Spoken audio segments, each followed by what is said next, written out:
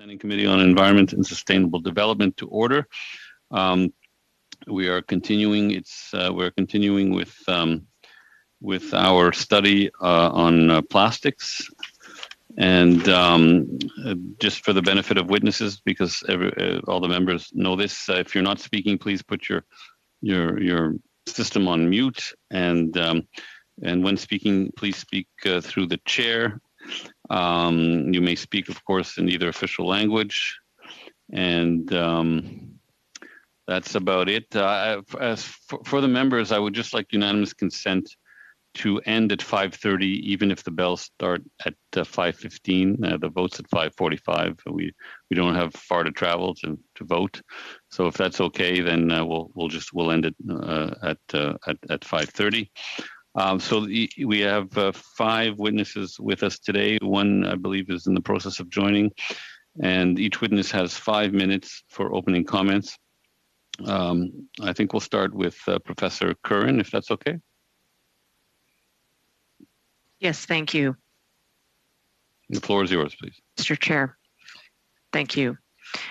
The Environmental Law Clinic is an organization that works within the Faculty of Law at the University of Victoria and has done so for 25 years. And we provide over 6,000 hours of pro bono legal services to community groups, Indigenous organizations, and citizens each year.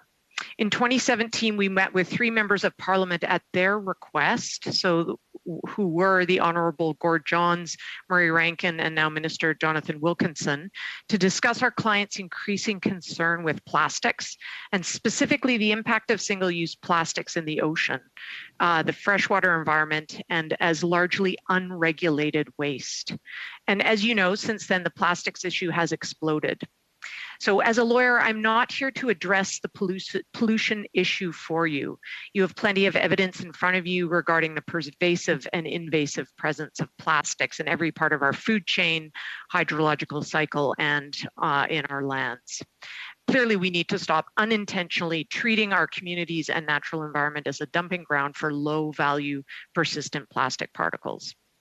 We are supportive here at the ELC of many aspects of the proposed integrated management approach to plastic products to prevent waste and pollution. So the federal government's discussion paper and what was set forward there.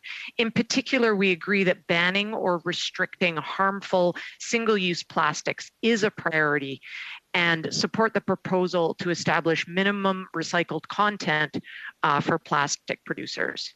We also support the Government of Canada's commitment to work with provinces and territories to promote extended producer responsibility. So following on the work completed through the Environmental Law Centre, in particular by my colleague Calvin Sanborn QC, I'll address the specific purpose of this committee hearing, so a ban on single-use plastic items and designated plastics under the Canadian Environmental Protection Act 1999. And we have produced 3 reports on this issue more broadly that can be found at elc.uvic.ca, and I will include those in my written submissions to the committee, all of the links, and directing you specifically to our commentary on regulating single-use plastics. I have 3 recommendations to highlight for the committee today. The first one is regulating, some call it a ban. In law, we understand it more as regulating, because typically we ban substances or we ban activities and then we create exceptions for them, or we create conditions under which they can be used. Creating a regulation of a broad range of single-use plastics, what are traditionally single-use plastics, under SEPA makes perfect sense. So everything from adding polypropylene to polystyrene and other hard-to-recycle plastics or particular products to SEPA in Schedule 1 and enact regulations to control the way in which we interact with them in Canada makes perfect sense, and that certainly reflects a 21st century understanding of environmental law and regulation. When we do that, then we can reduce and or tax the importation of products that contain these substances and also control the way that they're used in manufacturing. My second recommendation is to establish meaningful recycling standards that give direction to the plastics industry and anyone who is interacting with plastics about what kind of plastics are welcome to be produced and always reused in Canada. So we want to get away from this approach where whatever the client wants, the client gets in terms of plastic production, and go to a much more streamlined range of plastic production that can be reused over time.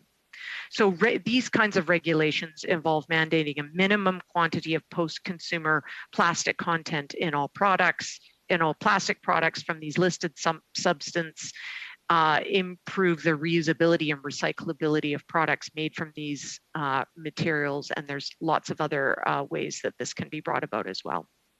And my final recommendation is for the Government of Canada to really take a long-term view about this, given that the persistence of plastics in our environment will now be with us. The legacy will now be with us for thousands of years. So a long-term approach is to commit to a 21st century view of environmental regulation, which includes taking a circular economy approach. So any ban or any regulation of single-use plastics has to take place within a larger plan of bringing the Canadian economy and how we do environmental regulation up to date.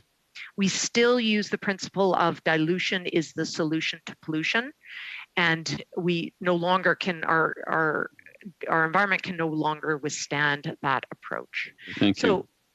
Yeah, just another 10 seconds and then there'll be opportunities to answer questions and get points across. Nope, that's fine, thanks. Yeah, okay. Thank you, Professor Curran. So we'll go to Dr. Misra, please, for 5 minutes.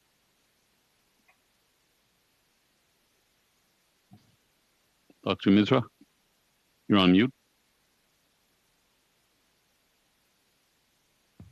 There we go.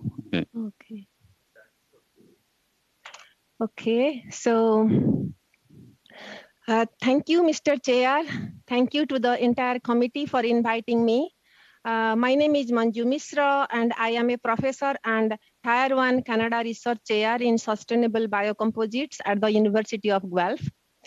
I would like to say a special hello to MP Longfield, who has visited our lab, the Bioproducts Discovery and Development Center, on many occasions and is familiar with our work. Sustainable materials development for green manufacturing, supporting circular economy is the focus of our center. Currently, the world produces around 450 million tons of plastic per year. That will double to around 1 billion tons per year by 2050. Today, 50% of the plastic produced is for single use only. This is why I believe that action on single use plastics destined for landfill is critical. When left in the environment, plastic does not biodegrade and instead breaks down to smaller parts, including microplastics, and has a devastating impact on ecosystems, which we all know.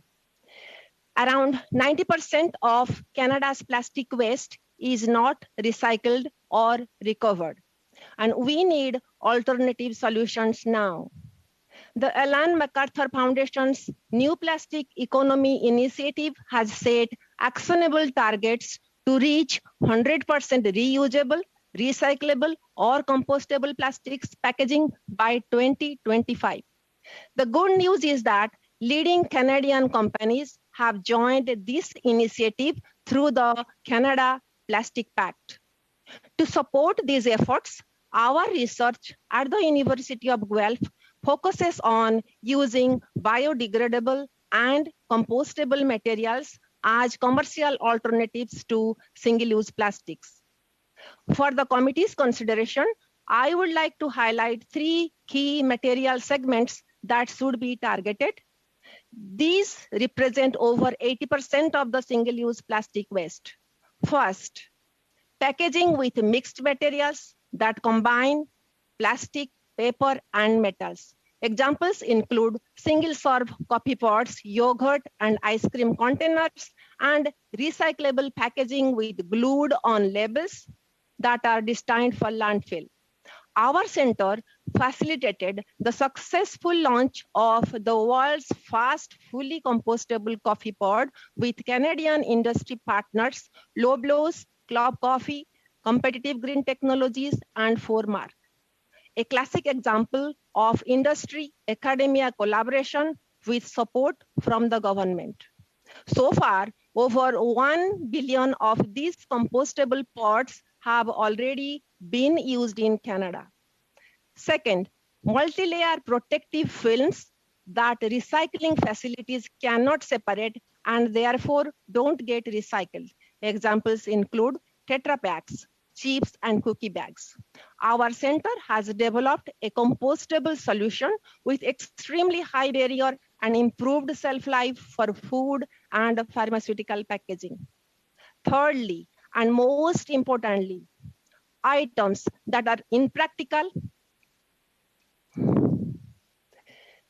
to recycle, even though they are monomaterials like disposable cutlery, straws, and takeout containers. Compostable alternatives exist, and work is underway at our center with some products already in the marketplace, such as straws and starters. Targeting compostable alternatives in these three areas is a real opportunity to position Canada as a global leader in sustainability, resulting in economic prosperity for all Canadians. To achieve what I have just outlined requires investment to create innovation in the existing manufacturing and packaging industries and retooling as needed. Infrastructure development for the end of the life disposal, modernization of industrial composting facilities, as well as government-led required certifications and labeling. Finally, skilled HQP development along with consumer education is very essential. The government, through policy and incentives, can accelerate this much needed transition to sustainable resource management and a healthier environment. Yes. Thank you for this opportunity on the eve of when we all in the world are observing the Earth Day. Thank you. Merci, Dr. Misra. Alors, Thank you, Dr. Misra. And now we will hear from Mr. Boudreau. You have 5 minutes, sir. Ms. Boudreau? I'm terribly sorry, Ms. Boudreau. Please excuse me. I read Laurence Boudreau and mistook it for Laurent. Yes, this happens quite often. Please don't worry. My name is Laurence Boudreau, and I am General Manager of Bosc Bioproducts. Thank you for giving me the opportunity to speak to you today. Bosc Bioproducts' mission is to reduce the global accumulation of plastic waste. We're a Quebec company developing for more than 10 years, thanks to the support of our partners and the governments of Quebec and Canada, an ecological alternative to fossil-based plastics that will have benefits for Canada. We're of the opinion that a regulation on single-use plastics will help better regulate the use of plastics. But it's important not to ban innovative ecological materials such as PHA, a natural biopolymer that offers the same properties that conventional plastics does, but which is truly compostable. Bosc Bioproducts develops, manufactures, and sells under its trademark, Regen. We sell bioplastics based on PHA, bio-based from renewable materials, and compostable. According to recent tests carried out at the National Research Council of Canada, Bosc Bioplastics meet recognized composting standards. We offer them to manufacturers of finished products to replace petrochemical plastics. We offer an innovative solution that will, with your support, help us build a prosperous circular economy. It's important to know that our technology contributes to the circular economy in several ways. To begin with, our technology makes it possible to recover untapped byproducts of the forestry industry and transform them into value-added products.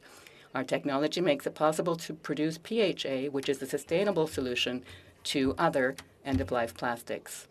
PHAs are a series of biobenign natural materials that have appeared in nature about 3 billion years ago. They resemble other natural materials such as wood, cellulose-based materials such as proteins and starches. They are microorganisms. They're produced from microorganisms based on sugars, starches, cellulose, and vegetable oils. They provide a wide variety of untapped raw material sources that are composted very quickly. PHA-based materials can partially replace any of the fossil-based traditional plastics. Based on their type and quality, they can be used for injection molding, extrusion, injection thermoforming, foam, non-wovens, fibers, 3D printing, paper, fertilizer coating, glues, adhesives, and other applications. Thanks to the support that the government has provided us over the last 10 years, we have worked to develop and market an ecological alternative to fossil fuel-based plastics. Our technology was developed by working with the NSERC and the NRCC. Our work was possible thanks to the support of our partners and the Government of Quebec and the Government of Canada. With the production of our regen products in our new Quebec plant, we're now at the stage of offering our ecological alternative to conventional plastics to the market. BOSC can, as of now, offer a real ecological alternative to traditional plastics. And we intend to work from a number of paper mills. For each large plant that we will construct at a paper mill, we will be able to make use of thousands of tons of unused fiber and create jobs. We will be able to make use of disposable materials to create a value-added product. And we will make the paper mills more competitive, ensuring their survival. And we will produce biomass that can be used instead of traditional plastics, and we will reduce greenhouse gas emissions. Our product will make it possible for the Canadian forestry sector to remain competitive, and we will allow Quebec to become a world creator of bioplastics based on our values of renewable economies and circular economies. In short, BOSC Bioproducts is working with our ecosystem and our governments to offer an ecological solution to fossil fuel-based plastics. There are sustainable solutions to plastics, and we believe it's important not to ban the use of bio-based and compostable biopolymers for the creation of single-use objects. Thank you.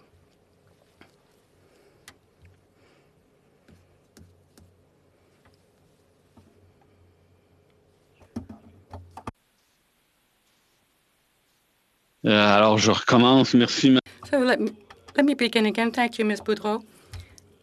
And we will now hear from Mr. Burt. You have 5 minutes.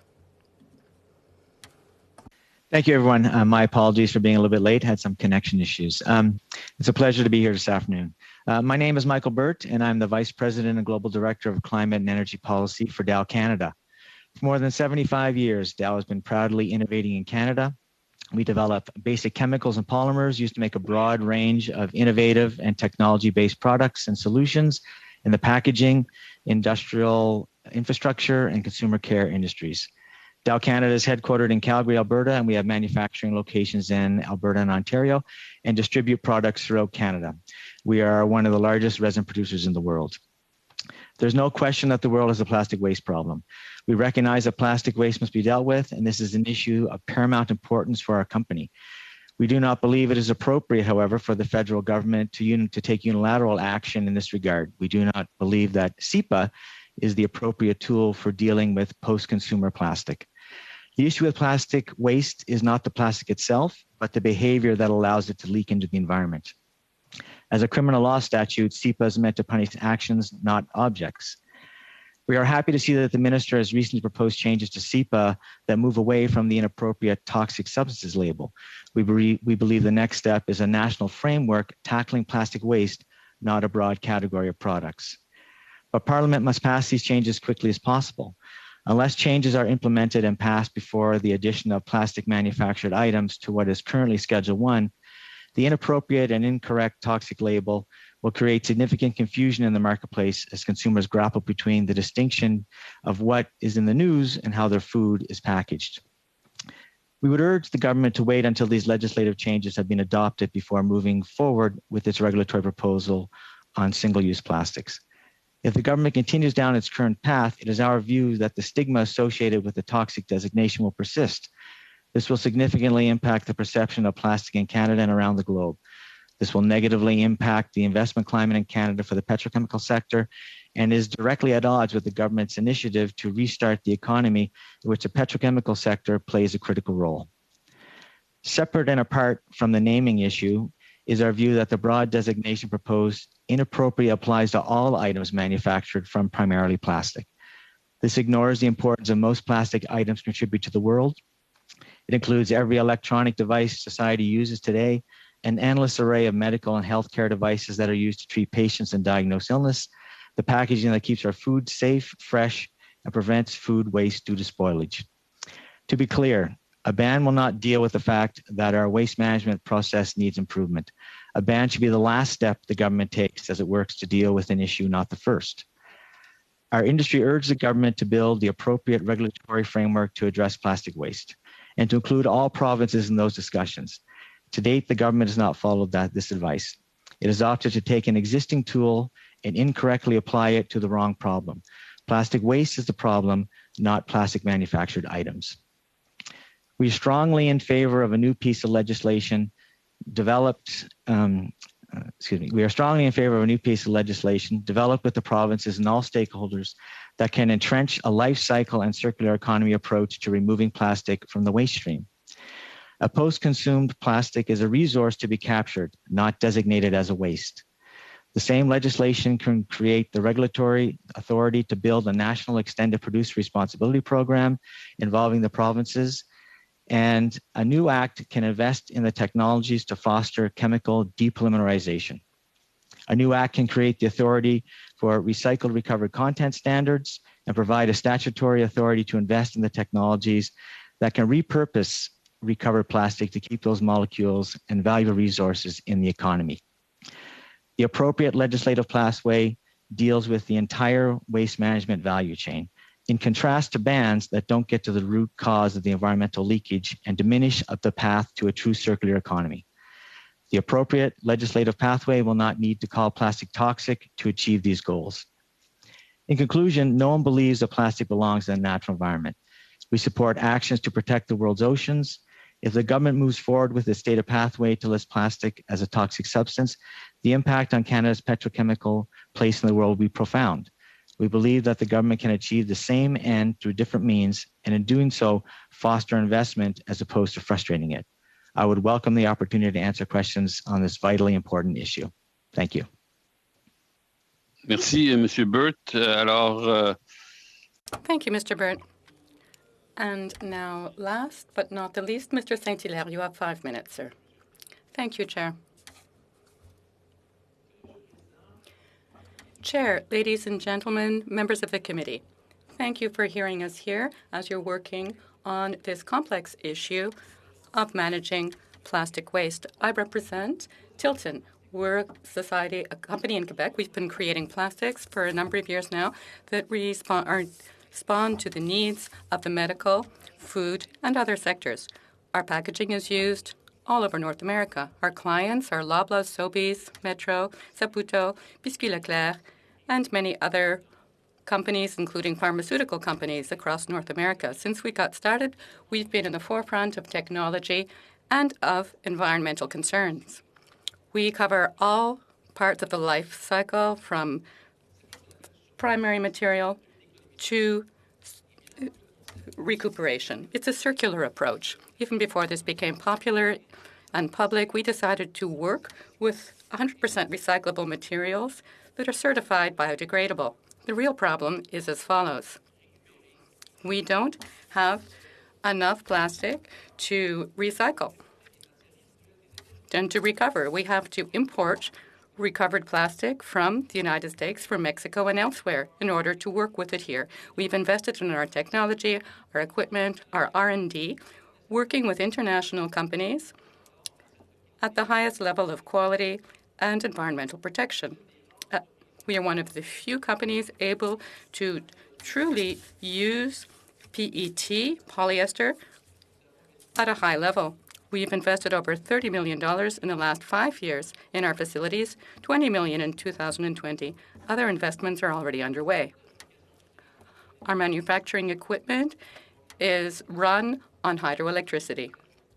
Our plants are equipped with energy networks that are highly efficient, that recuperate free cooling, that recuperate heat, and provide their own cooling in closed circuits without using any extra water.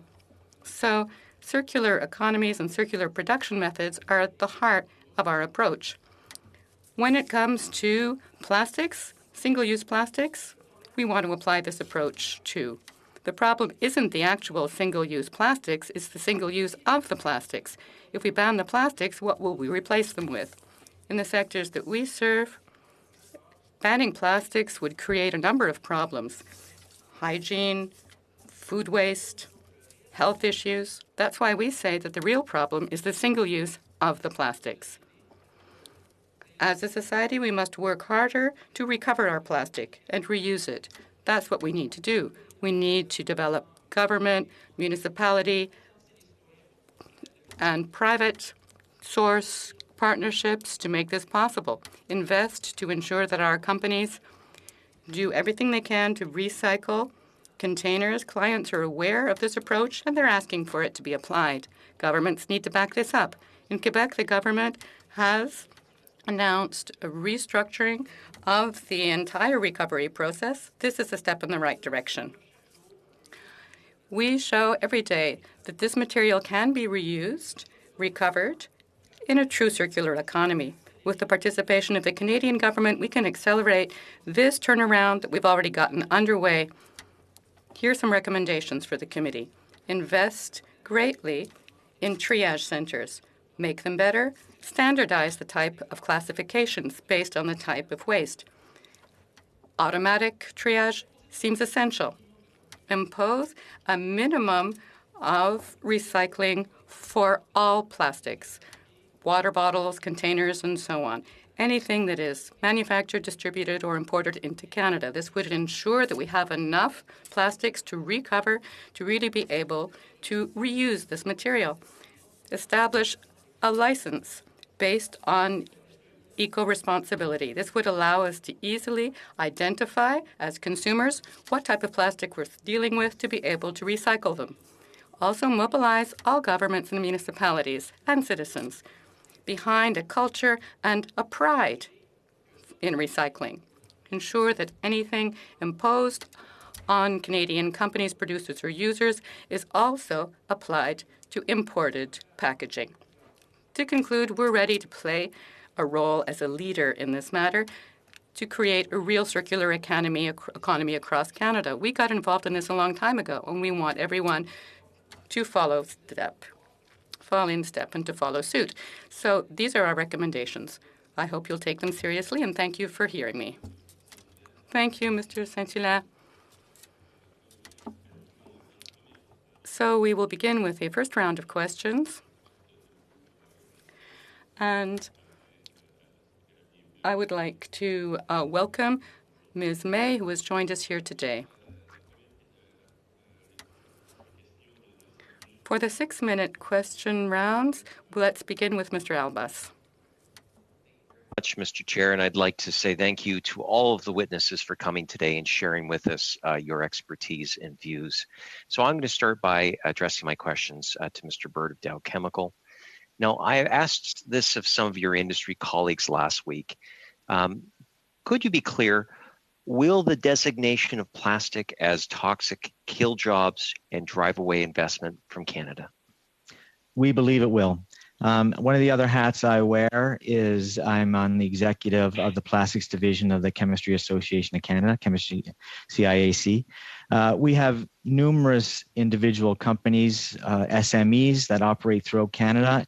The only products that they manufacture are single-use plastic bags, straws. The first step in designating plastic manufactured items under Schedule 1 and deeming them toxic is the government's plan to implement a series of bans. A number of the bans that they're looking at putting in place are products that these companies only manufacture.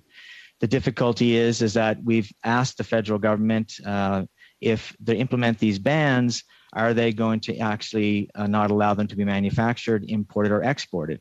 To date, they have not answered that question. I'm not sure they have developed that concept yet. The reality is, if you're no longer able to manufacture straws, stir sticks, or single-use plastic bags in Canada, these companies will go out of business. The chill on the investment cycle is real.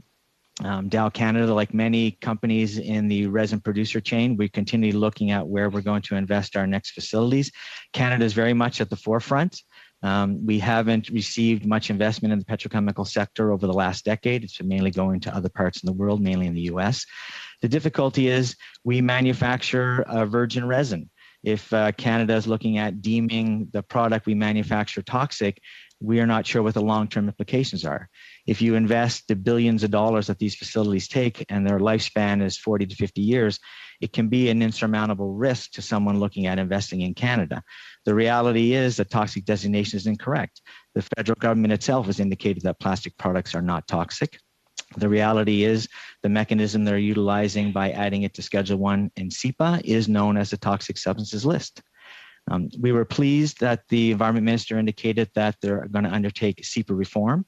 One of the aspects of that is that they're going to be looking at changing the name and structure of Schedule 1, looking at potentially doing a two-part, items of very high concern and items of lesser concern. We're unsure where plastic manufactured items would go on that spectrum. But our ask of the government is that if you're doing a SEPA reform review, to not add anything to SEPA while that's being undertaken. Our request is that we don't believe plastic manufactured items or plastic of any content belongs in SEPA. That's why we've been advocating for a national framework to deal with plastic waste, not the items made of plastic themselves. So, Mr. Burt, you've mentioned C28. Obviously, the Liberal members here are likely going to say that that bill removes the word toxic from the regulated schedule. However, the rest of the bill still refers to the substances as toxic, so that actually doesn't really do anything. Why is the word toxic so harmful to your industry? One, we believe that it creates a lot of uncertainty in the marketplace. Individuals who have their food packaged at the local grocery store, the electronic devices that they utilize every day, theirs are not toxic items. The designation is inappropriate. The ability to have the toxic designation will basically ricochet through the world, we believe. There'll be other jurisdictions that may take up the banner. And you're looking at an item right now that if Canada, the item being plastic, if Canada is looking at achieving its greenhouse gas emissions targets, plastic and the petrochemical sector is paramount in that endeavor. The reality is that plastic contributes to GHG reduction every day in the lightweighting of vehicles, the products that we utilize, the preservation of food. The reality is that the toxic label is inappropriate. It's incorrect. We are looking for a national framework to deal with plastic waste, not an item. SEPA is a criminal statute, and it's basically designed to punish and administer actions of individuals, not particular products. The reality is, if you deem one of the, a global commodity like plastic as toxic, there are other jurisdictions where investment will take place.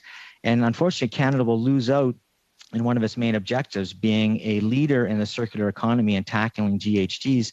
In order to reach those levels, plastic needs to be paramount in the program. Thank you very much. Madam Boudreau from BOSC, just quickly, it sounds like your products are very innovative. Are you going to be affected adversely by the designation of some of your products? Or are your products going to be on the schedule, whether they are the current schedule or a future schedule as featured in C28?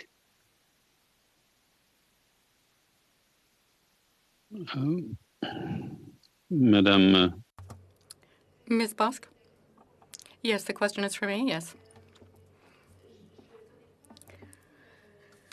I'm so sorry. I haven't advised myself of Schedule 1 and all the elements added to it. If PHA is not on it, we won't be affected because our material is 100% made of biological materials and it's fully compostable.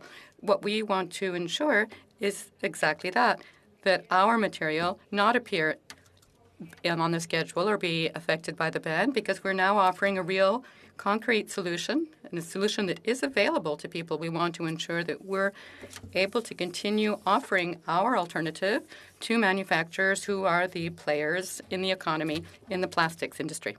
So we will now hear from our next Perrault, Mr. Perrault. You're on mute, sir, I'm afraid.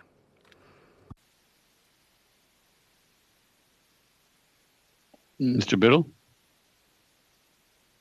Sorry, I heard Mr. Perrault in my ear. Maybe my name didn't translate well, or I wasn't paying enough attention, which is probably more likely, Mr. Chair. I do apologize. Professor Kern, I was wondering if you could respond to Mr. Burt, because we've heard this a few times, that these highly sophisticated corporations and consumers will just be lost in this designation of toxic, that all the economy will be destroyed. People will throw things out. They won't be able to address things. It will be a catastrophe. I don't know many of my constituents who have read SEPA, but I was wondering if you could respond to his comments with respect to these highly sophisticated companies not being able to interpret the toxic provisions of the Environmental Protection Act. I'd be happy to. Thank you, Mr. Chair. I want to first commend Dow, who is often used as the example of a company that has adapted as we learn about chemicals over the last 40 years in particular. So there's many stories from Dow Chemical about how they were innovators and leaders when they realized one type of waste stream that was coming from their factories were then able to be used for something different. And so they really are innovators in this area. I think it's really important to have a look at the text of SEPA, and I'm looking at section 64 that is the interpretation of toxic substances. And I think that we can all agree that A, B, and C under section 64 is exactly what plastics do. So they have or may have an immediate or long-term harmful effect on the environment or its biological diversity. They constitute or may constitute a danger to the environment on which life depends, or they constitute or may constitute a danger in Canada to human life or health. So this is relevant for plastics. It is directly applicable, and SEPA, not as a criminal law statute, it actually provides a framework for the management of all sorts of substances and activities within federal jurisdiction.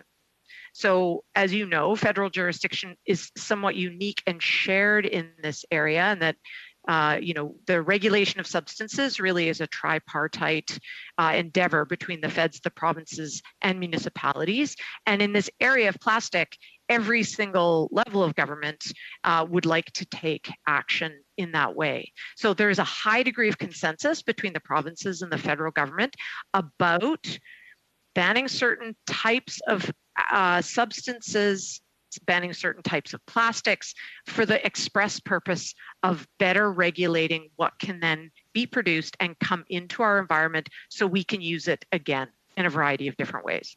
So I think it's really important to keep our context of when we say ban, we're meaning regulate for almost the first time. So right now you can go out and commission almost any kind of plastic that you want, irrespective of whether it can be reused at all. And that's simply no longer acceptable. We need to reuse substances time and again for a variety of different purposes. And one way to achieve that shift in our economy and the way in which we view materials use in Canada is through regulation. Obviously, there's all sorts of different mechanisms that need to be embedded within a larger long-term phased plan around taxation, around incentives, around the work, for example, that Dr. Misra is doing in creating new materials and opportunities, but creating a framework under the Act that is phased and that also sends messages to industry about the way in which we expect plastics to be made so that we can reuse them or that they can be used for other things is very important. And just my final point, there's going to be all sorts of single-use plastics that we won't get rid of. So in the healthcare industry, obviously, in certain food related contexts, those will simply carry on, and that's up to you as legislators to decide what the boundaries of those are. But there are such easy starting places with things like plastic straws and single-use paper bags, where the Canadian public simply no longer accepts those as a useful part of our daily lives. Thank you.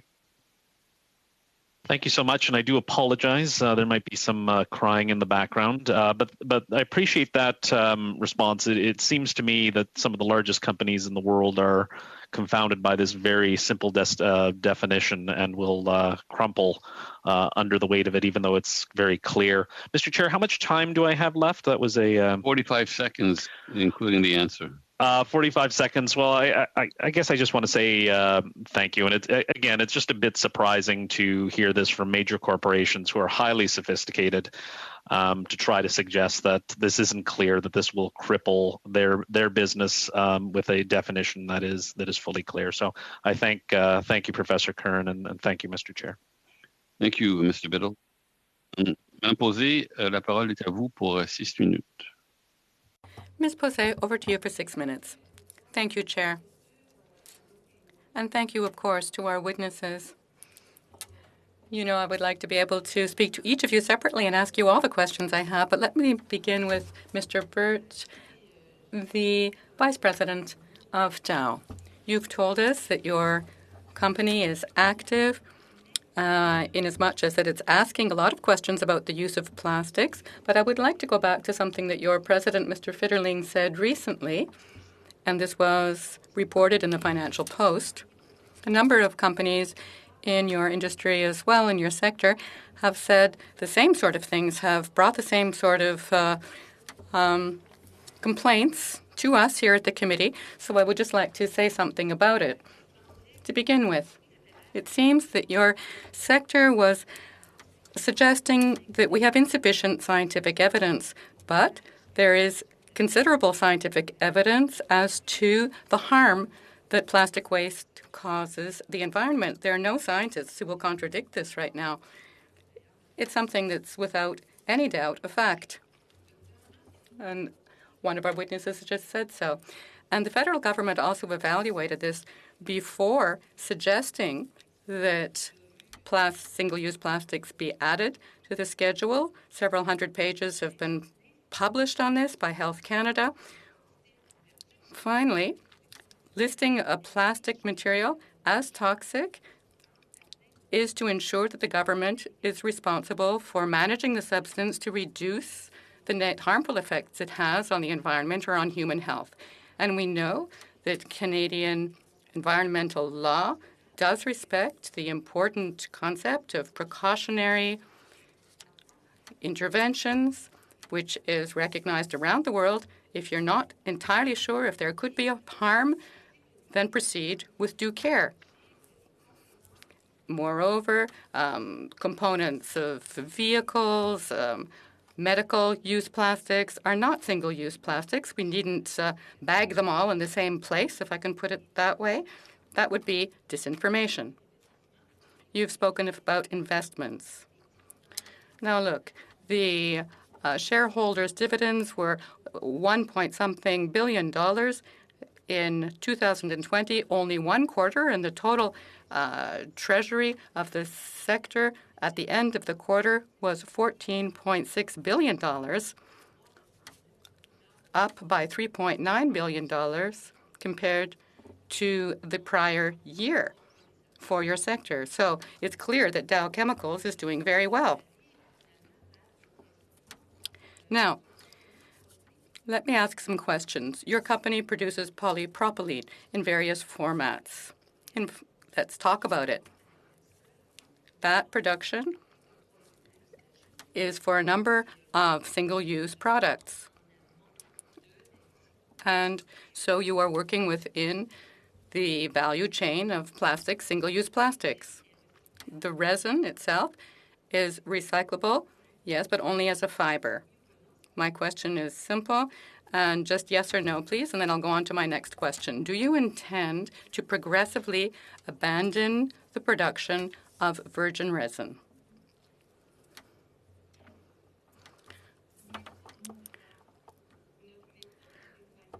Very well, no.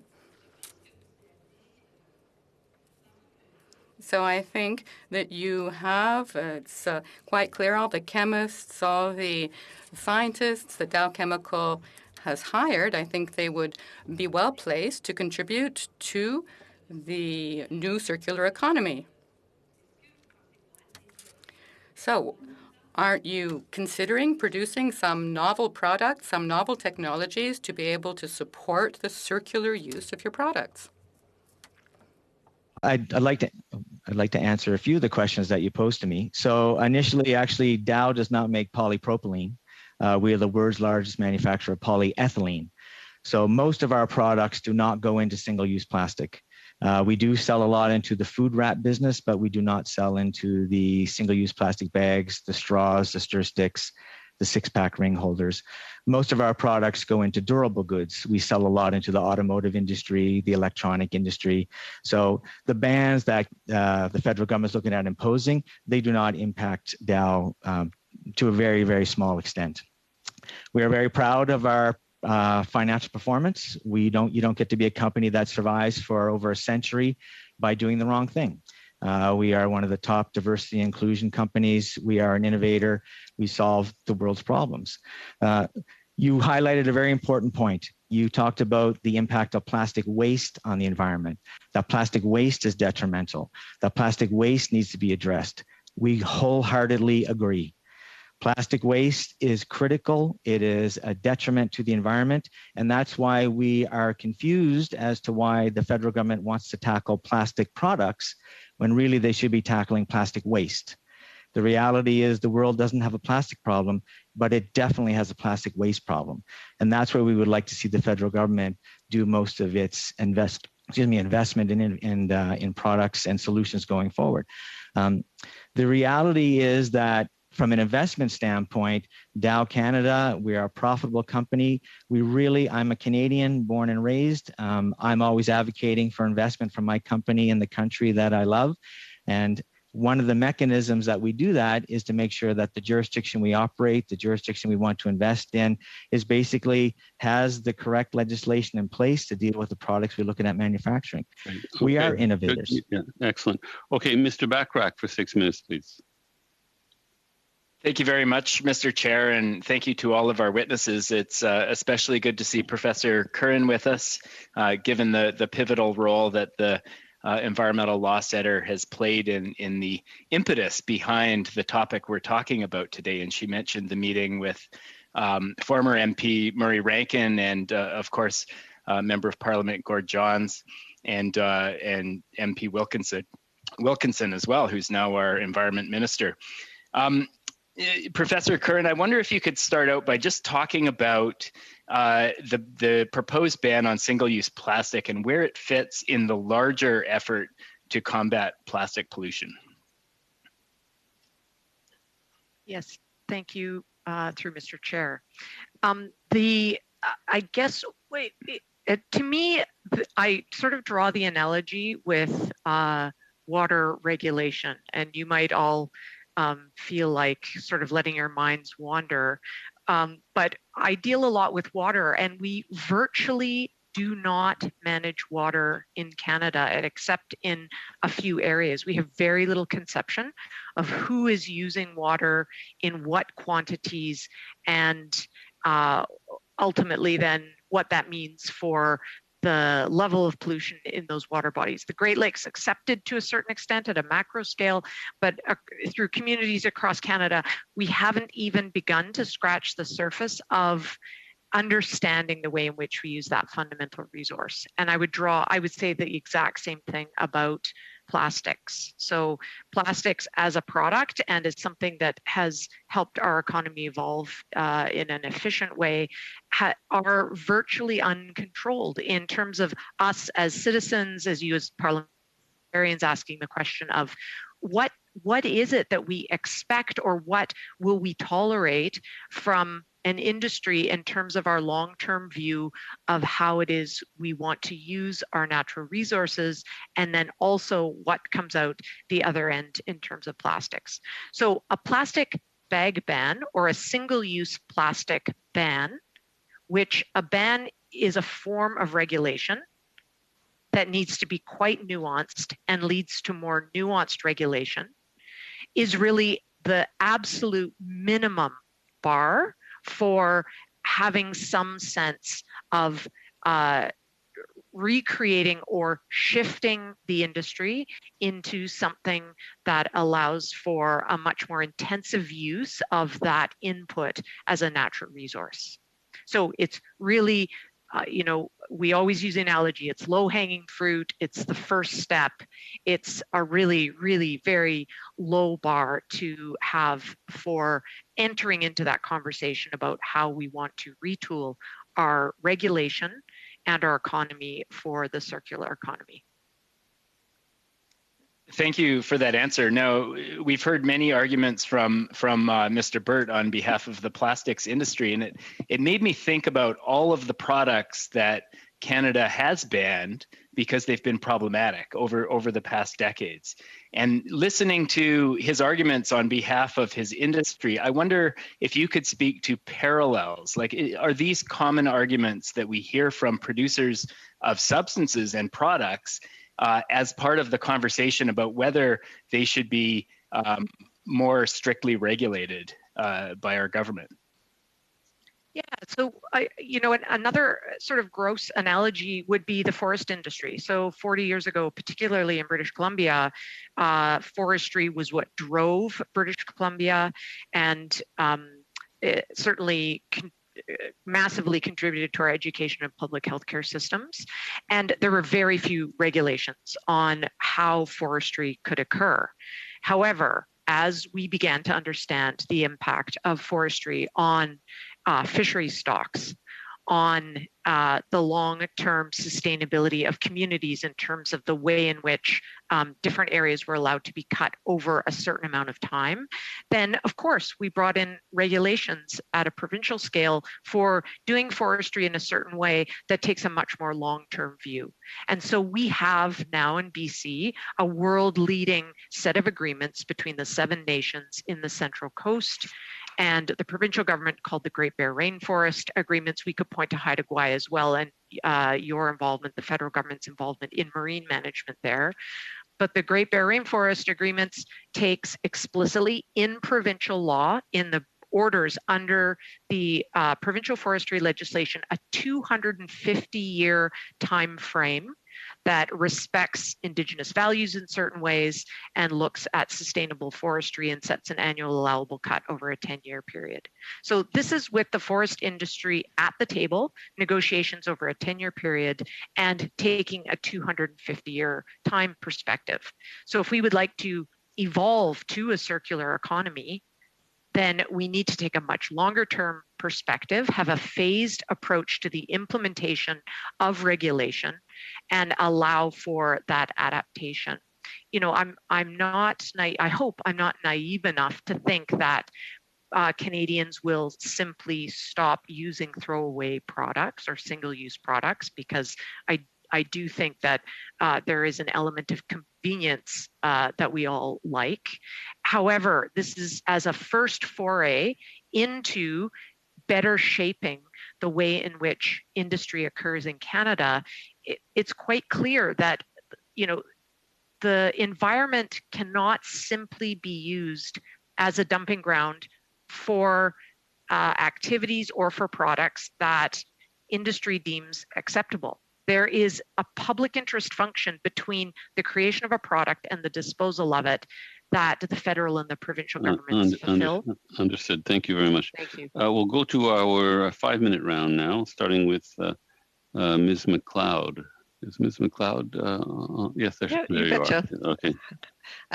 So thank you. And I think we've had a really robust conversation. And I want to sort of sum it up a little bit before I actually ask my question. So I think we're hearing that everyone, and this is, we've had other meetings, agree that plastic waste and improper disposal is an issue.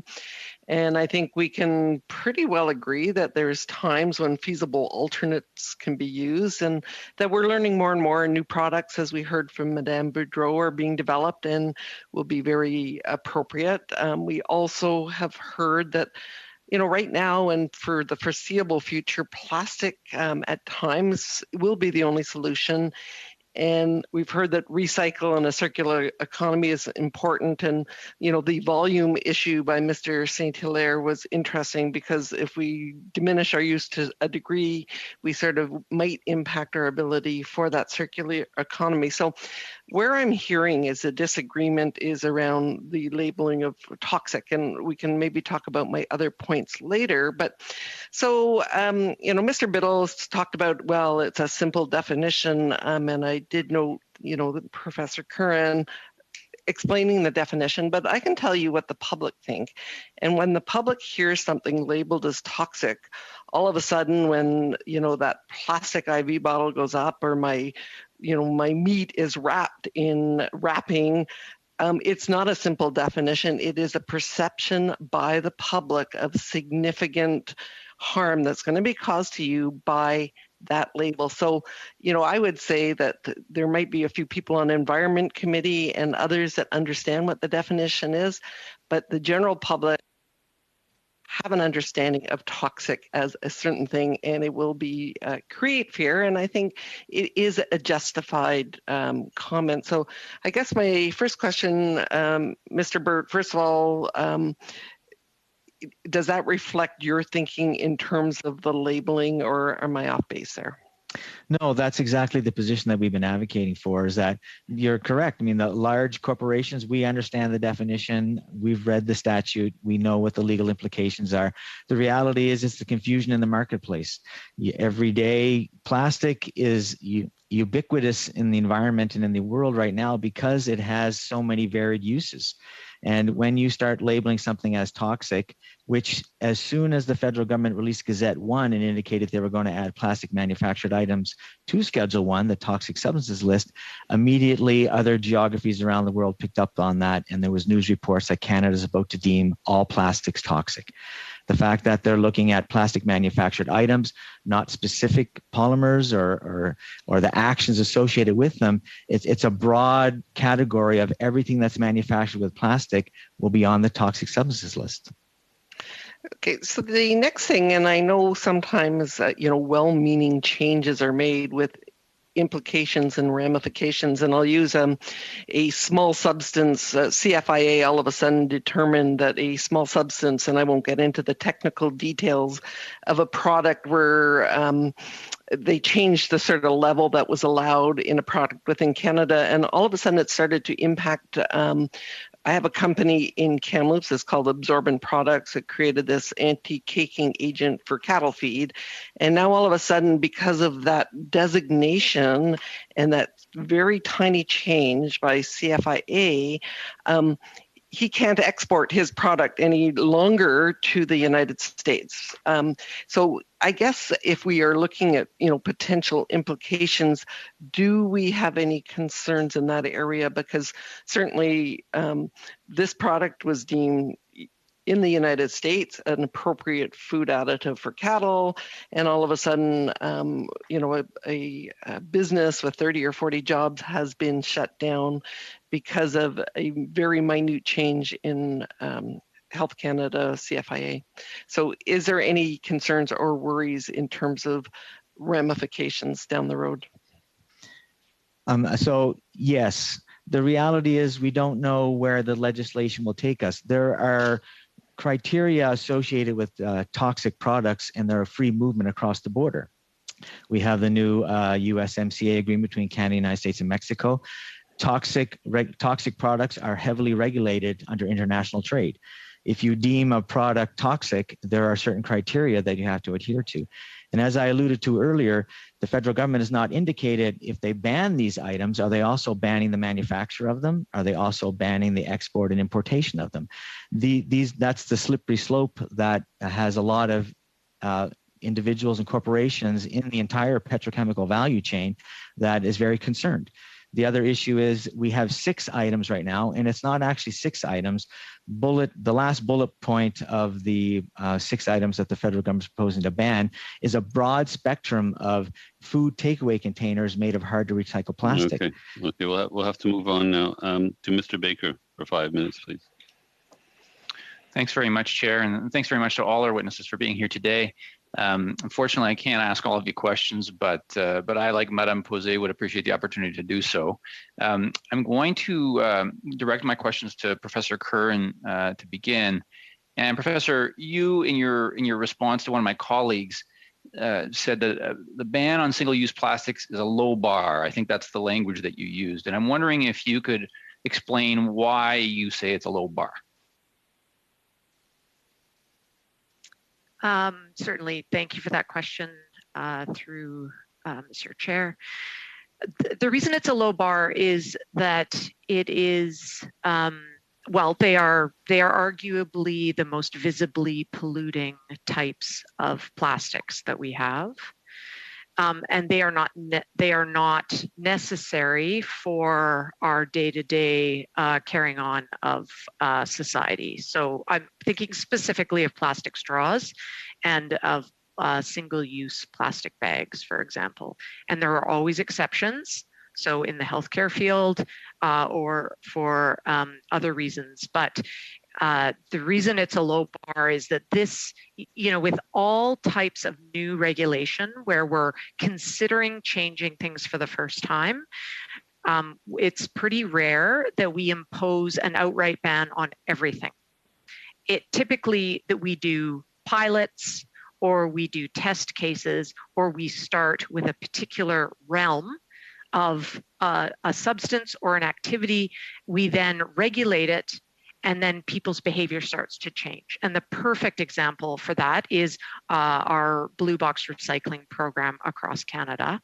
So in the Capital Regional District where I live, around 10 years ago, the CRD, we've had it for many more years than that, but around 10 years ago, the Capital Regional District, which owns the Heartland landfill, decided that it was going to be too expensive to find another landfill within 50 years, which was the projected life of the landfill, which is right here in one of the most expensive housing markets in Canada. So if we were to find a new landfill, we would have had to truck our waste up and over a set of mountains and then carry on up the island and pollute another community. So the CRD, what they decided to do in short was to decide to decrease our waste by 50%, and progressively they instituted additional regulations about what was banned from the landfill.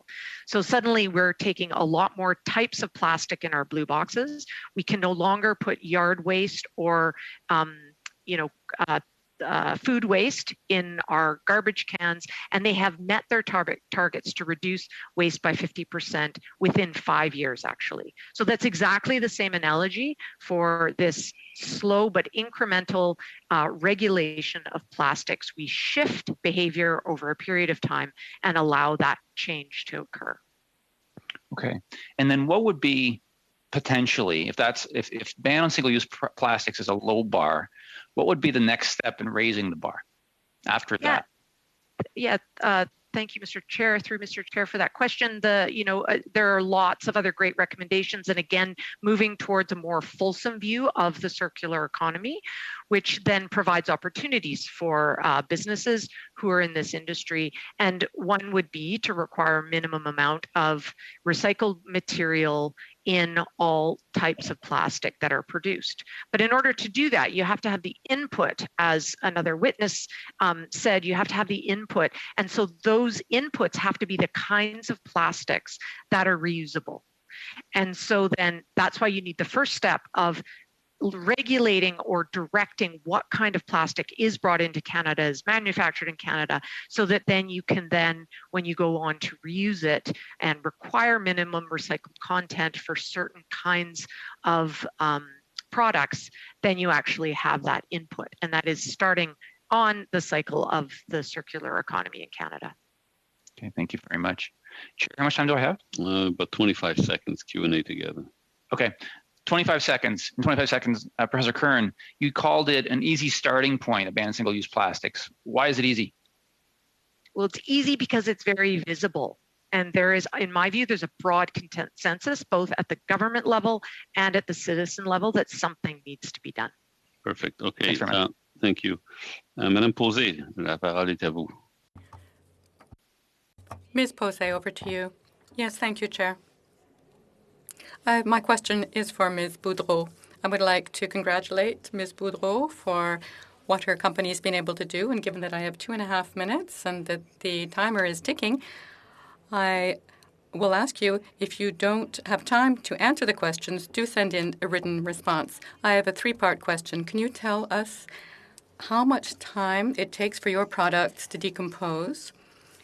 And the natural biomass that you use, will you have enough of it to be able to produce sufficiently? And are you carrying out R&D to ensure that you can use new natural benign materials for your production process? In response to your first question, it depends on the application, what final product we're manufacturing. In our tests, we had 3 millimeter thick final product, so that's pretty thick. What's thinner will biodegrade faster. Our 3 millimeter thick product decomposes in about 3 months in industrial composting conditions. And we can shift this, of course, when we create our products. It depends on how we develop the bioplastic, and for each end-use product, we have a special way of creating the bioplastic. Second part of your question, could you remind me? The biomass, you say you're using natural benign materials. Do you have enough of them? To give you an example, at a paper mill, because we set our plants up at paper mills because that is our basic material. That's the product that we're using, paper mill sludges. So a standard size plant will produce up to 20 million tons a year of bioplastics for each plant built on a paper mill site. And third question, yes, we are carrying out research. We can produce PHAs from all sorts of products, biobenign materials, and that's what we're working on.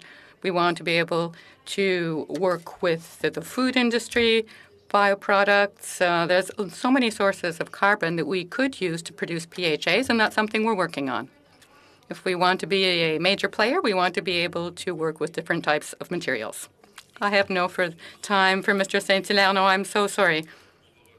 But we'll get back. We'll get back to you in a few moments. For 2.5 minutes, please. Thank you, Mr. Chair. Professor Curran, the products that are on the list that are proposed to be banned represent a fraction of 1% of the total plastic waste in our society. Is this proposal going far enough, given the scale of the problem that we're facing?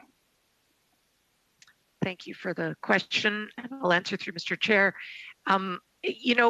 I appreciate that the federal government is there's a lot of movement right now on CEPA, a lot of attention towards CEPA. The reality it is hopelessly out of date, not hopelessly, it is significantly out of date. So it was enacted, there were a number of substances put on the list, and there has been a lot of conversation in the public sphere about how that list has not been updated, how in Europe there's a lot of very different things happening around substances of concern and giving direction, I guess, to industry about what is acceptable to be used in countries. So the proposal then for a very tiny amount of plastics to be put on the list is, well, let's see, does it go far enough? I'm always interested in seeing a solid start and then as long as the federal government and you are comfortable that this start then allows a way to actually achieve your plan that you've set out for yourselves, then it's sort of a test, I guess, or it starts out in a very small way. The federal government could go a lot further, but given industry concerns and the amount of tension to this, it's a little bit challenging for you because SEPA is receiving attention separate from what this committee is looking into. And so how those two initiatives around plastics themselves go forward will need to be coordinated as well with the amendments to SEPA. So in my view, it doesn't go far enough. I will put that statement in the view of the Environmental Law Center. It doesn't go far enough, but starting is very important. There's a certain inertia to starting. Basically 5 seconds left, Mr. Bachrach. I'll add it to your next round. Thank you. Okay, Mr. Redekop for 5 minutes, please. Thanks, and thanks to everybody for being here today. I think I'll pick up on that a little bit. Some of the items that are being banned do relate to food packaging, and as we, if we do move forward with further bans, we're going to get more into food packaging because that's where a lot of the plastic waste comes from. And of course, food packaging is regulated under the Safe Food for Canadian regulations, which came out of the Listeriosis and E. coli outbreaks. So there's a lot of work that went into that. And I asked the officials at this committee back in March if they've consulted with Health Canada, the Canada Food Inspection Agency, and Agriculture Canada about banning plastics in the food industry. And they kind of said yes, but it was a little bit of a hesitant answer. So maybe I'll start with you, Mr. Burt. It took CFIA and Health Canada 6 years to implement Safe Food for Canadian regulations because it took a long time for the food industry to adapt. Do you believe the food industry can adapt in time for the bans that are coming in January 1st, and then some of the further bans that are likely to happen? It's a tough question to answer. You don't know how R&D develops. We continually get pressed as a corporation to develop new polymers to help food preservation. I think one of the important aspects that we want to highlight in banning plastics, which we don't see as a viable path forward, is basically that globally the world's going to add 2 billion people in population by 2050. That's 30% more water, 40% more energy, and 50% more food production needs to be. One of the largest landfill items is food waste. So plastic manufactured items, food wrap goes a long way to preserving food, keeping it on the shelves, helping to feed Canadians and individuals around the world. The reality is that there's constant innovation. Dow and all the other resin producers in the world, we are challenged every day to come up with new items that have higher recycling content, more recyclability aspects to them, having different performance. But the difficulty is, and I've alluded to it earlier, is that these bans and individuals, we were asked, does it go far enough? Most people believe that this 6 bans do not go far enough. Our concern is that as this list continues to expand, it basically pushes products that are very useful to society out of the marketplace. And the reality is that we really want to focus on a circular economy aspect. We think the federal government should be putting most of its effort into developing financial measurements, infrastructures, national frameworks that really promote the circular economy. Some of the best examples we have in Canada are basically the deposits that we have on the pop bottles, the water bottles that we have. It's very difficult to find these anywhere in the environment where these are in operation. We would like to see some sort of mechanism with the extended producer responsibility that actually makes post-consumer plastic not a waste, but a resource. If we're going to go into a circular economy aspect, basically plastic is the feedstock for it. So the reality is we have to keep these products in the environment, but we need to tackle the waste issue. Thanks. One thing we haven't talked about at all today, maybe that's not surprising, is cost. And so I guess for Ms. Boudreau and Mr. Saint-Hilaire, your products, and maybe Ms. Boudreau first, how do your products compare cost-wise to their alternatives? Oui, notre matière, elle est plus... Yes, our material is more expensive than conventional plastics. Of course, it depends on the type of resin because we make a variety of them in the market, and there are a variety of them on the market. In general, our products are 3 or 4 times more expensive than conventional plastics from standard biochemical producers, but overall, the portion of the cost for the base materials doesn't have much of an impact. It's about 5% on the final product, so it depends on the applications, of course. It doesn't make that much difference, really. Angela? Yes, thank you for your question. Definitely there's a difference in price between, I guess, recyclable items and compostable items. Compostables are usually higher in price, and that's always been the case. It's not to say, I mean, both have their reason to be. I mean, at Telton, we offer both. We offer post-consumer recycled content items as well as compostables, and both are sold. So I think they can both live under the same roof, and depending on the application and the client, I think they both can find a good use. So I think in both cases, though, one thing I will mention is, we need to find, a solution for end of life, and especially for both in the compostable world and also in the recyclable world. Yeah, thanks. Ms. Sachs, you have 5 minutes. Thank you, Mr. Chair, and thank you to all of our witnesses who've joined us today. This conversation is really teaching me a lot about all the things that we need to think about. One thing that keeps coming to mind to me is the fact that change is hard. It's a hard thing to do. It's not an easy part of human nature. And, the ban on single-use plastics is really a first step for both consumers and producers to make those changes that we need. Dr. Curran, I'd like to actually direct my first question to you, if I may.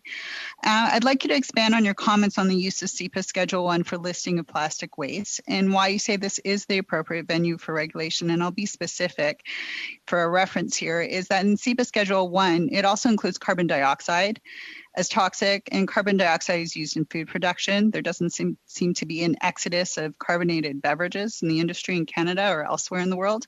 People also don't avoid fire extinguishers and the use of CO2, even though that's listed as toxic. Ammonia, which is dissolved in water and is used as a window cleaner and Windex. None of these products are stopping their use, although they're being listed because they're used in a specific way in our daily lives, and the government regulates them appropriately. So I'd like you to talk a little bit more. We talked about the low bar and this first step. I'd like you to go a little bit further into SEPA on Schedule 1 for this. Yes, thank you very much for the question, and through Mr. Chair. I also want to point out that lead is on the schedule, and right now my son has a job pouring lead weights for a very small local fishing company. So very clearly, these things are, what we're trying to do is to establish a baseline, a very low bar of how we actually look at the impact of these listed substances on the environment. So I've already read you the definition, and it's all about environmental impact, which there's virtual consensus that it has an impact that is unacceptable. So by virtue of being able to list, then the federal government triggers its mechanism for creating a Canada-wide response to something that is largely within its jurisdiction in the marine sphere, and then more broadly saying, look, in Canada, we will not import certain things, or will only import them in certain ways if we can then use them otherwise. So it's really important all you're doing is you're triggering your jurisdiction essentially to say this is of national concern, and we need to establish a baseline of how we're going to behave as an industry in the kinds of things that we can produce. That's great. And I'm going to shift direction a little bit here now. We've talked about circular economy, and we've talked about EPR, but I'd also like to talk about the burden of the end user on all of these things. As long as we keep producing these products, the end user will use them, and eventually, whether it's for a short period of time or a long period of time, eventually they will dispose them. And, you know, we really need to talk about this as a barrier because 37.5 million Canadians are not going to change overnight. But even now, many dirty recycled items go into our blue bins and don't wind up where they're supposed to wind up because they haven't been cleaned properly, they haven't been disposed of properly, and they are constantly filling our landfills. So Dr. Misra, you know, you started to talk about this evolution and change in bioproducts that we can use, and I'm sure my colleague Mr. Longfield will have much more to say about this when he gets a chance to chat with you. But I'd like to open the conversation on, you know, are we so far away from making these shifts for industry that seem to be of tremendous concern? Are the costs astronomical to do this? Or, you know, should we be really working hand in hand with our end users and our industry right now in this first step with the single-use plastic ban? Exactly. So I would say we have to work together because we have to think about, like, I know as per the new circular economy, we have to rethink and redesign the product when we are working with new materials. And what I am going to say that these new materials or green materials or products are kind of not going to be replacing something.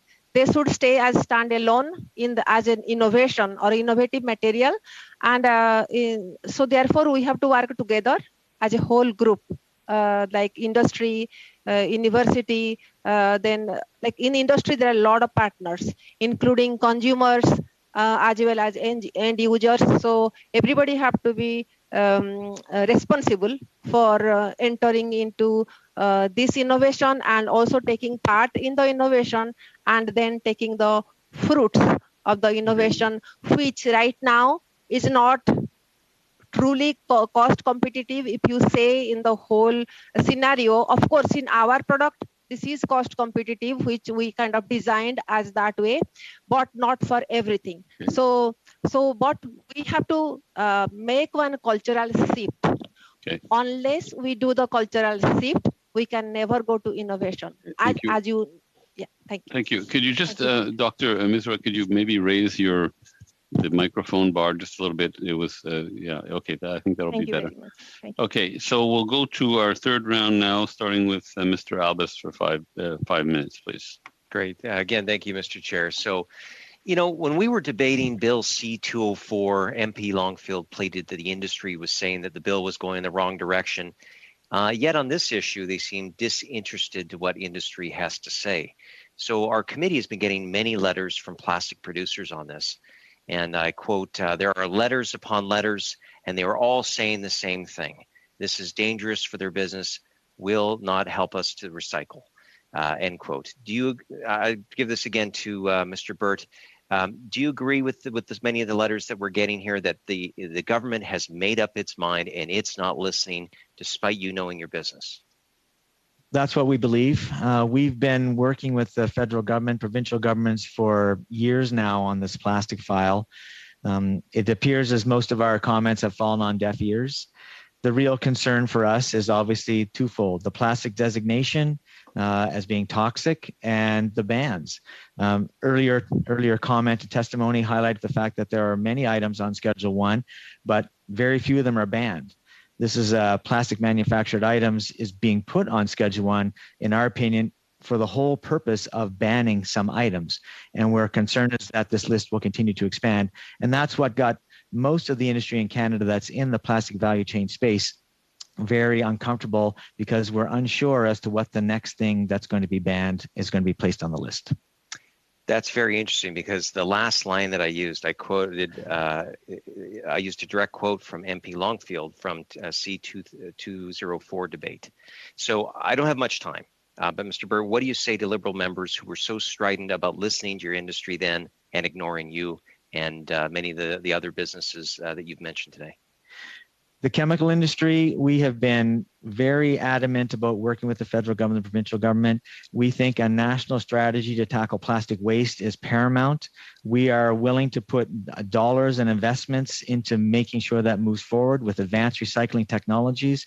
We are willing to sign on and are advocates for extended producer responsibility. Basically, what we want to do is we want to make sure these facilities get up and running. We want to make sure the plastic waste is collected, and we actually want to stop it from being a waste. We want it to be a resource for the circular economy and the advanced recycling facilities going forward. We've got members in our national association, CIAC, that represent the entire value chain, from recyclers, brand owners, converters, all the way to the resin producers, and we're all on the same page. We're concerned about the bans. It will have a negative impact on the economy and on investment, and there's a better path forward. So to Professor Curran, one topic not addressed yet is we've heard a lot from the disability community that certain products, specifically plastic straws, are a necessity for their community. Now, I know many will say, oh, well, this is just good as plastic when we talk about other alternatives. But when I talk to disability groups and people with a disability, they tell me it is not as good. Should we ignore their lived experiences and remove something that increases accessibility? No, we should not remove what is mandated by Health Canada and also in partnership with people with different abilities. So I've maintained from the beginning that there will be lots of exceptions. Should there be an exception specifically for disabilities? Because we don't have any indication from the government that there's going to be a clear exemption for things like plastic straws. People with MS in my riding, I'm from the Okanagan. They've asked me, they cannot suck through the recycled paper straws. So as the broad strategy gets put down into either plastic specific or sector specific, much more detailed outcomes, then all of those exemptions will need to be spelled out. And as another honorable member has said, that needs to be done in partnership with Health Canada and with other parts of the federal government. So just a quick little, Mr. Chair, because I know my time is limited here. I just want to say, though, as being from British Columbia and from representing an area that uses wood products, I will say that the picture that the government came in and told the forestry industry how to do its job, yes, obviously there was real problems in the 1990s. But the problem is that the industry itself knew what practices and which bad actors needed to be reined in. So I would just simply suggest that this government needs to start thinking of people and industry, not for them, like this. Thank you. Mr. Longfield. Thank you, Mr. Chair, and thank you to the witnesses and to the clerk for putting together such a great panel for us to get alternate opinions as we study the study that we're doing. It wouldn't surprise you that I have some questions for Dr. Misra, but also for Mr. St. Hilaire. I see your testimonies as very complimentary. And Dr. Misra, you mentioned in your comments about the Canada Plastic Pact. I've just Googled them. I see that it's a global pact around plastics. Could you maybe talk about the importance of being able to transfer plastics across international borders for the purpose of recycling and the work that pact is doing? Yeah, so right now, because of the so many variation of plastic waste that are generated in different parts of the country, as well as different parts of the world, it is very important that how we label the material, because in the past we were sending everything to Far East and they were absorbing all of our waste, but that is no more possible. So how we label the materials now, as per our designation, that will also affect how we will interact with the international border and how we can move the materials in or out of the border.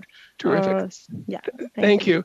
And I know that you know Dr. Mohanty quite well, and the work that's going on around recycling plastics for the automotive industry, and that some of the bioplastics have better strength properties. They can use 25% less product in their light moldings, let's say headlight moldings for Ford. And so therefore there is cost reduction, material reduction, and improved performance with bioplastics. Exactly. So thank you very much for that. Actually, that is our you can use a traditional plastic, which is post-consumer or post-industrial recycled plastic, like that headlamp housing was made up of like polypropylene and with some waste feedstock such as waste coffee chaff and waste other feedstock from the other industry waste like DDG or soya meal, anything you can think about. And when you convert it to carbon, you can use that biocarbon as of the replacement of the carbon black in the different uses in automotives. Thank you. Thank you. And Madame Boudreau, you can probably understand that. I can see you nodding and smiling. That's an important part of your development of product as well. And we need regulations to help with the developments of the solutions going forward, like the bioplastic straws that have been developed at the University of Guelph as an example. I wish I could speak more with Dr. Misra, and being a Canada Research Chair, I'm so fortunate to have you in our community that we can have longer conversations. But Mr. St. Hilaire, the Canada Plastic Pact, is that something that your company participates in? You said you had trouble sourcing product. So currently we have trouble sourcing materials that have been used and washed, so that we can produce post-consumer recycled content. Right. That's what we have trouble accessing currently. I think we have to invest massively in sorting centers in order to create, what we call the circular economy. And honestly, be here today, my message really is we need to invest in sorting facilities. We need to invest in, taking that raw material, shredding it, washing it, and being able to make new packages with it, or whether it be whatever items it is. We need to close the loop here. That's what we need to do. Yeah, and there was a quote that I was quoted earlier, but I was actually quoting some businesses in British Columbia and Alberta saying, we're going down the wrong path if we're limiting the transmission of plastics across borders, because we need to develop those recycling centers, and we need the quantity and quality of product to do that. Is there any development through strategic innovation funds you're aware of, or is that an opportunity? That is an opportunity, that's for sure. And I think Canada has everything in order to succeed with circular economy. We've got everything. And now we've got Budget 2021 that has that in the budget. So we'll have to get going on it. Thank you very much for your testimony. Thank you, Mr. Longfield. Thank you very much. Madame Posé. Ms. Posé? 2.5 minutes, Chair? Yes, a little more, but about that. Very well, then. I will speak quickly. Mr. St. Hilaire, thanks for being here. You mentioned 3 of 4 food products that you make, and they're being made of 100% recyclable material. Only 1 is compostable, but they're all reusable. When it comes to pharmaceutical and medical products, can you tell us if it's the same? Are they made from recycled materials? Can they be reused? Some can be.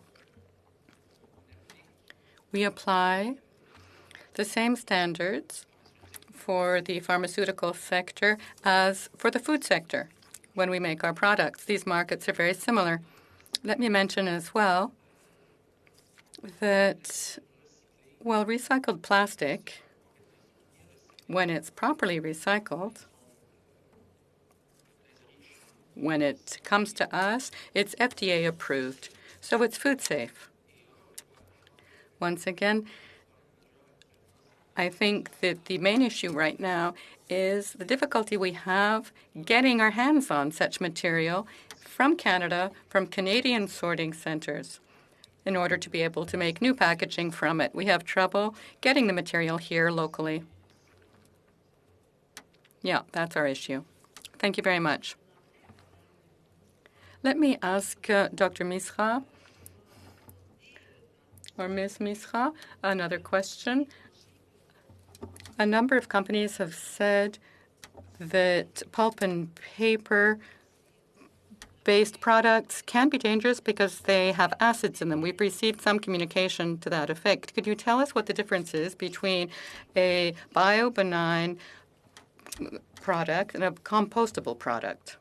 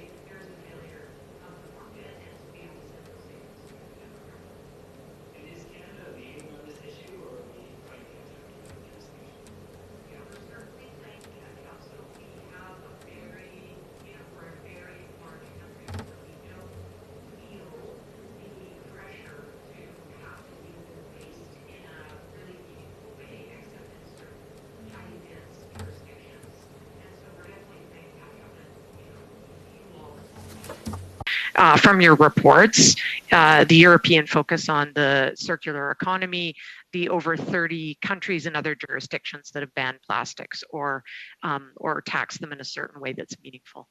Thank you. Okay, we'll go to Mr. Generou now for 5 minutes. Thank you, Mr. Chair. I have two questions I'm hoping to get in, but I do want to just give Mr. Burt a chance to rebut perhaps some of that since his name was used in the question. Mr. Burt, please go ahead. Yeah, there is a couple of points that I want to clarify. When we talk about recycling plastic, it seems like most individuals are really focusing on mechanical recycling. And the mechanical recycling, you are correct, has a very limited ability to recycle a lot of plastics.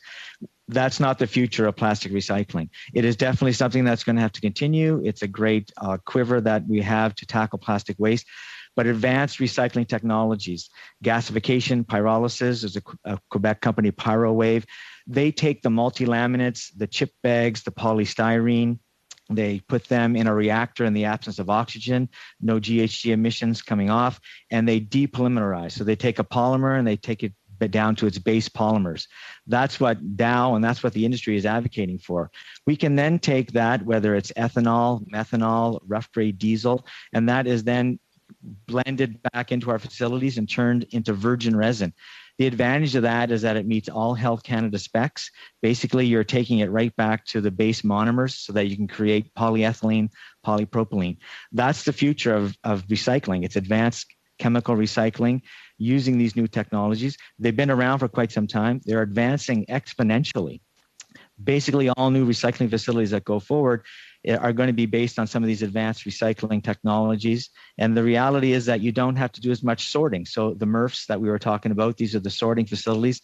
You can put all the hard to recycle plastics. For instance, black plastic is not recycled. The optical scanners don't recognize it. Chip bags are not recycled. Polystyrene is not recycled. All of those can be done with advanced recycling technology. So the technology is already in place, it's moving forward. And that's where we want to see the federal government putting a lot of its initiatives, working with the provinces to get these facilities up and running. We're looking at an opportunity where you don't have to do a lot of sorting. You don't have to do a lot of washing, and you immediately get food grade polyethylene or polypropylene out the back end. Okay, so I might just have time for one question, Mr. Chair, but I'll try to perhaps just raise perhaps a point of clarification for Madame Boudreau to one of my colleagues' questions earlier, and I won't pose a question to you because I'm going to actually pose my question back to Mr. Burt. But just for there was a question asked about whether or not your products would be considered as what were they? If an exemption would be made or not to your products. You said no. However, from my understanding, unless an exemption is made on PHAs, that your products would be classified under this recent toxic designation. So I'll just leave that with you, Madame Boudreau, perhaps right into the committee if that's correct or not correct. And in the first round of Mr. Ellis's questions. But the question I do really want to get to, Mr. Chair, if I may, a huge part of GHG emissions, and I'll pose this to Mr. Burt first, but open it to others if they want to weigh in, comes from food waste. Can you explain the role that plastic plays in reducing that waste? For example, the one that I always hear about is the plastic on cucumbers. Does that not, one, make food last longer and making it accessible to remote areas, but also two, in keeping the prices down? So again, I'll pose it to Mr. Burt, but if any others want to weigh in after, we might have a few seconds. I think most people would understand that basically food preservation is a huge issue when it comes to GHG emissions. The amount of energy that puts into manufacturing the food, to transport it. Food waste is one of the largest items that goes into landfills. So anything that you can do to preserve food, to make it last longer, keep it on the shelves longer, is of paramount importance to reaching our GHG targets. Plastic has been proven time and time again. The food wrap that we have exponentially increases the life of some products. Open it up to anybody else who wants to weigh in on that question. I thought it was a good question. No. Okay. How much time I have left, Mr. Chair? I'll cede my time back, I guess. Okay. Mr. Saini, you have 5 minutes. Thank you very much, Chair, and thank you very much to all the witnesses for coming today. It's been a very enlightening conversation.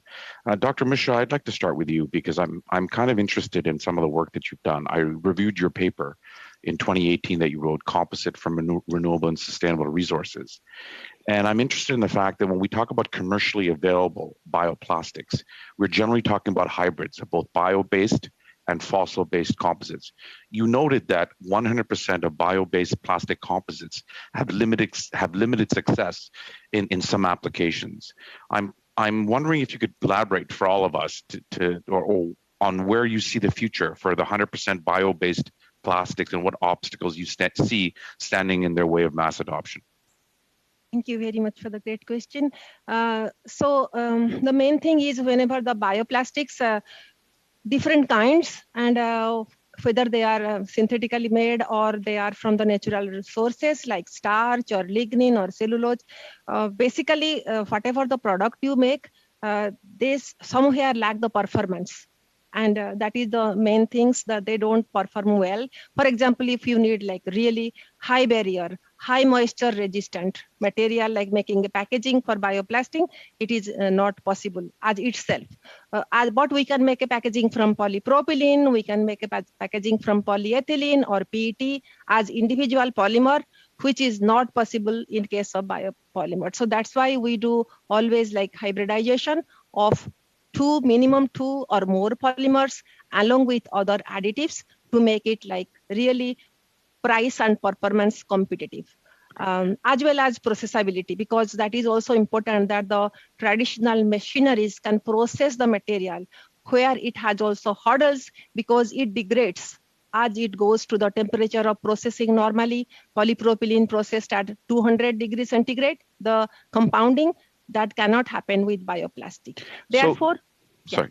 The second question I have is, obviously, we all want to reduce our use of plastics. However, and having a medical background, I know that single-use plastics sometimes are necessary for certain medical procedures or medical devices, just because they're easy and it's a sanitary for sanitary purposes. Do you believe that bioplastics could help us achieve zero plastic waste in the areas that may necessitate single-use items? Yes, like areas, it's not for everything, but some areas it can be really reduce the plastic waste 100%. Right. That is, yeah. No, some of the question I had on some of the climate effects of bioplastics. As I understand it, bioplastics require a significant amount of land, water, and fertilizer in order to grow the plants or the crops that they're made of. Would it be possible to scale up bioplastic production to the levels at which we are currently consuming fossil-based plastics? Maybe like several decades down the road, not right now, but this is the area where Canada can lead. The reason is this is currently completely open area, and particularly making any kind of bioplastic, Canada produces none. All the bioplastics are produced in large scale in China, and certain amount is produced in the US and some in Europe, but nothing in Canada right now. So in order to be the global leader, this is the opportunity to work on this area to particularly find out the monomers that are required to make plastics. Okay, so we have different places where the monomers can be synthesized and can be scaled up. The final question I have, and this is the difference between the United States and Canada. In the United States, they have a way of defining or characterizing what can be considered a bioplastic or something that's biodegradable. And I understand that we don't have that classification system here. Would you suggest that's something that we think about? Exactly. So that is what actually the classification about labeling and standard is the very, very priority to be considered for bringing this innovative material to the actual uses. Chair, do I have any time? Yeah, you have about 30 seconds. Yeah. 30 seconds. So quick question, Dr. Mishra, and I know that you're leading this research. How would the federal government, setting standards is one thing. How do you see a role for us do you believe that, investing in technology, investing in startup companies, scaling them up, do you believe that's something that we should be doing? Yes, actually it has multiple ways that federal government can support. One is for the existing industries that are heavily used in making like the non-recyclable plastics. Like some of them can also enter into this innovative field through the help of federal government as well as industry and technology partnership. That can happen as one of the things. So we cannot make them zero for some of things where it is not possible to recycle. And for the new development, we can do some startups. Thank you very much, Dr. Misra. Thank you. We have a couple of minutes left, so I'm going to give a 5-minute round to Ms. Maid. Oh, my heavens. Thank you, Mr. Chair. That's so kind of you. And the witnesses have been extraordinary, and I'm very grateful for a 5-minute round. I'm going to start with Professor Curran.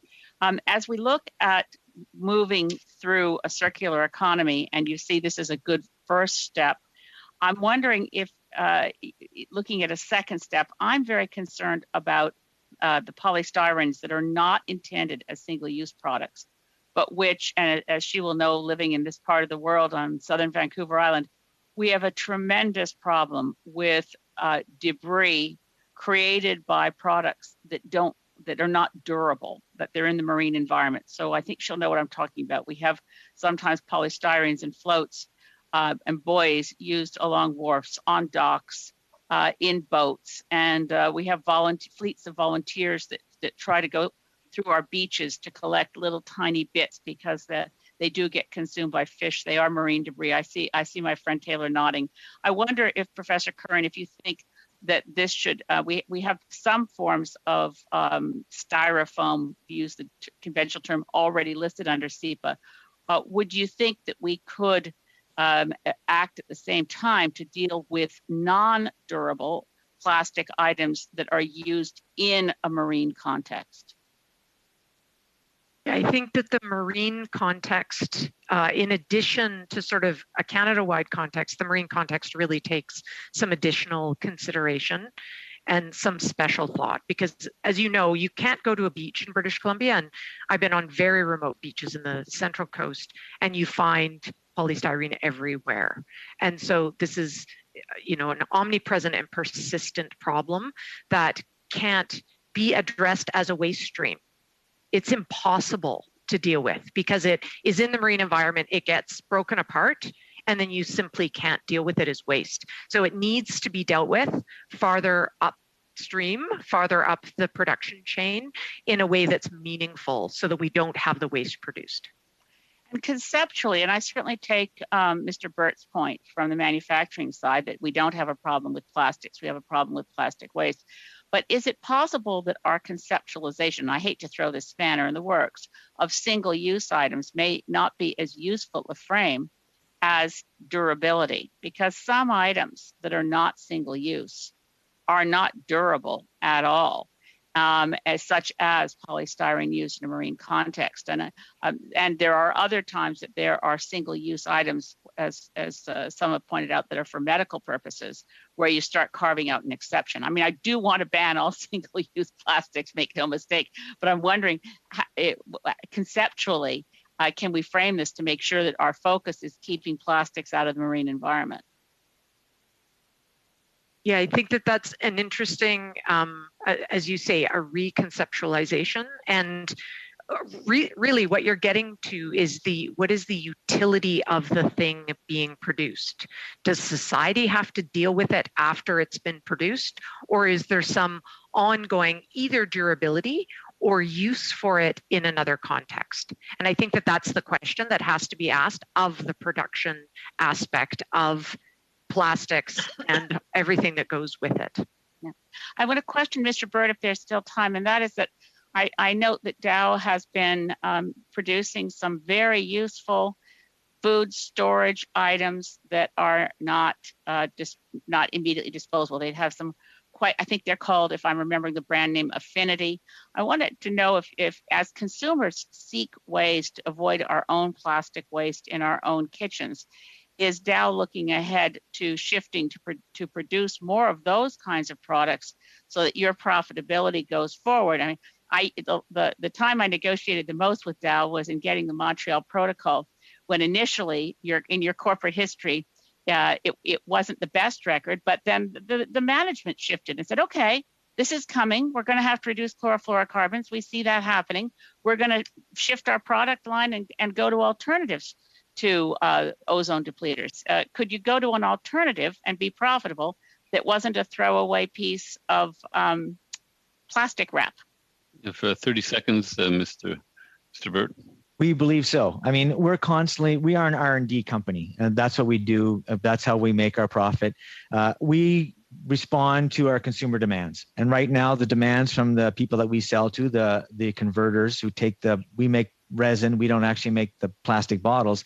We sell bulk resin. And what they're asking for is, higher recycling contents, higher recyclability, more durable products, as you've highlighted. So, and in the food waste, and not the food waste, the food packaging space, which is one of the ones where we spend a lot of time and effort, we are continuing to modify our products. So we have expat, a number of products that are addressing those issues. So yes. Fabulous. Great session. Thank you to the clerk and the analysts for putting together this group of fabulous witnesses. Thank you to the witnesses for your insightful answers. Thank you to the members for your great questions. We have about 20 minutes left, or 15 minutes left until the vote. Happy voting, and we'll see everybody on Monday for the third panel in this plastic study. Thanks again. Have a great evening.